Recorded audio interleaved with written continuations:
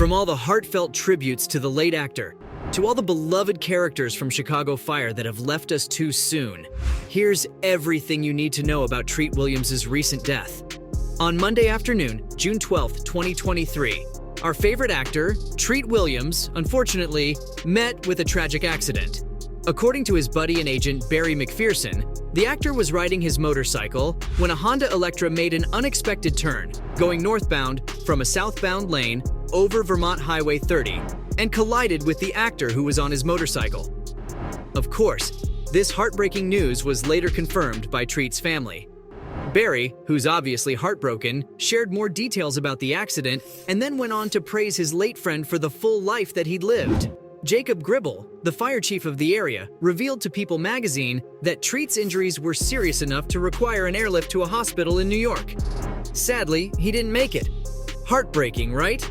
Treat is survived by his loving wife, Pam Van Sant, and their two children, Jill and Ellie. The tributes immediately started pouring in from all over. I mean, the guy was a Hollywood icon, with a career worth a few decades filled with many, many incredible performances.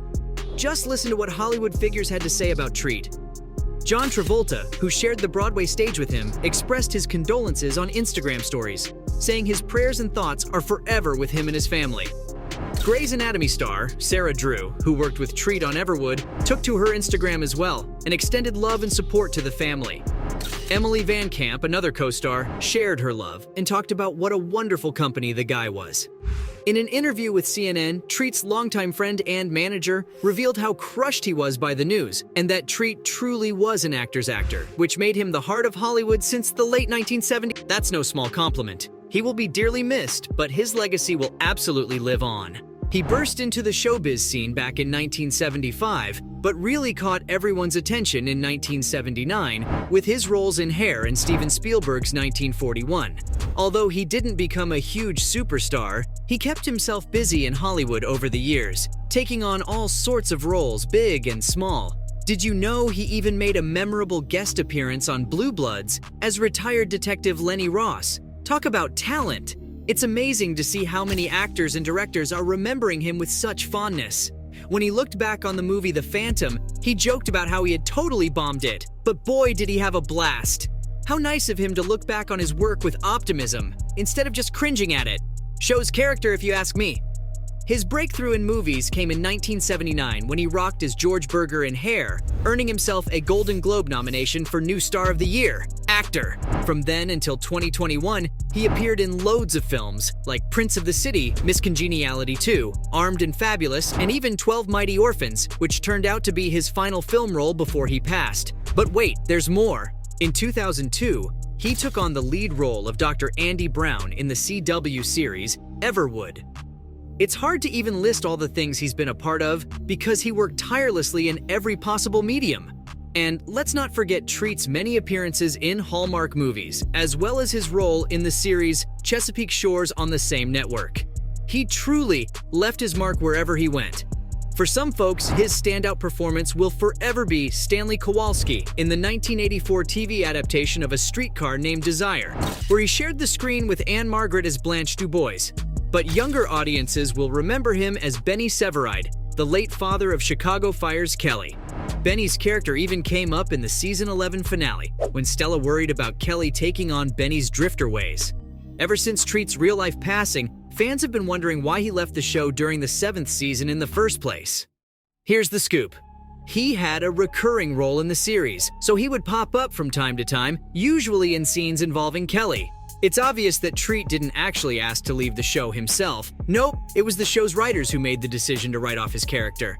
They cooked up a plot twist where Benny had a stroke. Yeah, not the happiest development, but it provided some intense moments and gave Kelly a lot to grieve about.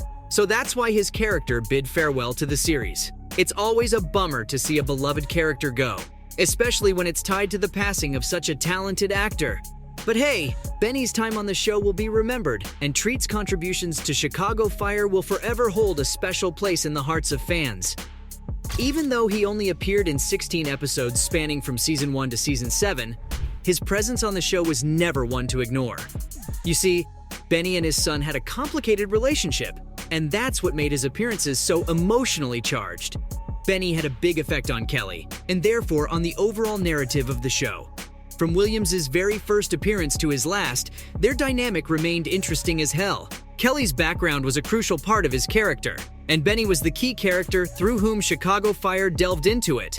As a legendary firefighter, Benny had high expectations for Kelly, which put a lot of pressure on his son. This was evident in Season 4, Episode 19, where a flashback showed Kelly losing a boxing match as a teenager. Instead of offering support, Benny reacted with excessive disappointment. Scenes like that and other glimpses into their history provided viewers with context as to why Kelly was so driven to excel in his career, and basically why Kelly was the way he was. This was crucial because Kelly Severide played a significant role in the show, and understanding him on a deeper level was important for fans. With his parenting style and his dark past, his character definitely wasn't the most lovable, but beneath his flaws, he expressed a genuine desire to repair his strained relationship with his son.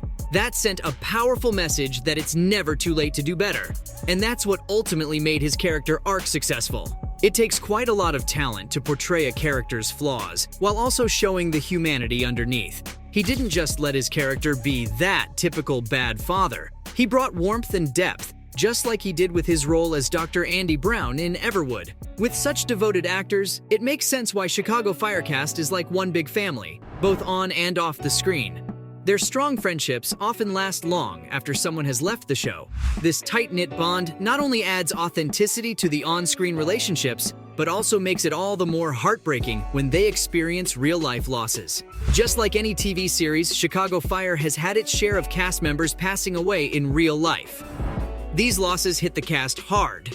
One remarkable actor who made a significant impact in just 5 episodes was Molly Glynn. She portrayed an ER doctor who treated the injured patients rescued by the 51 team. Unfortunately, tragedy struck when Molly and her husband were out riding their bikes in Erickson Woods, Chicago. Out of nowhere, a falling tree struck Molly while she was on her bike. Despite being rushed to Evanston Hospital, she couldn't recover from her injuries and passed away the next day. Joe shared the devastating news on Facebook, expressing that it was the darkest day of his life. Her life was cut short at the age of 46, leaving behind a major impact on those who knew her. The whole crew undoubtedly felt the weight of this loss. Dushan Monique Brown was also a beloved face on the show, bringing life to the character of Connie, Chief Bowden's assistant. She made her mark in 59 episodes from 2012 to 2018, sharing incredible chemistry with Eamon Walker and the entire cast. However, her character was written off the show to pursue a counseling career outside of Firehouse 51. The truth behind her exit is far more depressing. In March 2018, she passed away unexpectedly. Initially, the cause of her death was uncertain, but it was later revealed that she had a fatal blood infection. Showrunner Derek Haas saw Brown's character exit as an opportunity to pay tribute to her memory. He shared with the Chicago Tribune that he felt satisfied with the character's end, since it gave the cast and crew a proper way to honor her work. Her sudden departure at the age of 49 left the cast and fans alike mourning the loss of a remarkable actress. So there you have it. From all the beloved characters from Chicago Fire that have left us too soon, to all the heartfelt tributes to the late actor, that was everything you had to know about Treat Williams' recent death.